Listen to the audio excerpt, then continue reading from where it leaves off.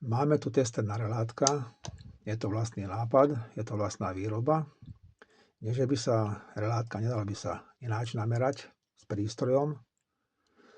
Kontakty dajú sa namerať, ale tento tester som vyrobil na to, že je to jednoduchšie. Vieme namerať s týmto 24V relátka, momentálne to je 24V relátko, aj 230V, dá sa prepať, tak meráme 230V. Takto tu je 24 prepínač a ukazuje nám kontakty, jak krásne zapínajú a relátko má 4 kontakty a tie 4 kontakty, jak pekne prechádza cez nich šťava a krásne kontakty zapínajú, vypínajú. Vypneme, vyťahneme 24V relátko, dáme sem na 230V relátko, tu musíme prepať na 230 vypínač a môžeme zapať a na tomto vypínači testujeme zase 230V relátko, jak zapína kontakt a vypína.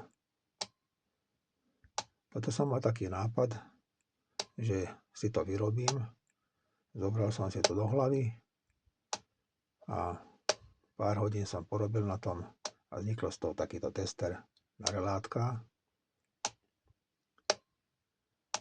Otestovať kontakty relátok. Tu máme ešte 230V relátko, je takéto dvojkontaktové.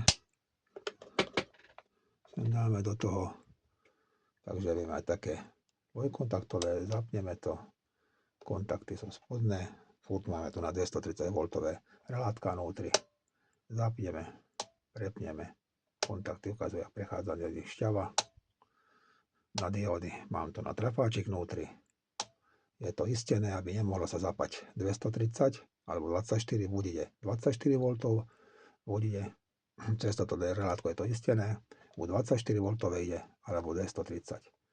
Momentálne zapíname 230V relátka a kontakty ukazujú, jak pekne sa zapínajú. Toľko to som chcel ukázať, že takýto testeček dá sa vyrobiť. Takže zdravím majstrov, pozdravujem, majte sa. Takto sa to vypne, máme to stopnuté a je otestované.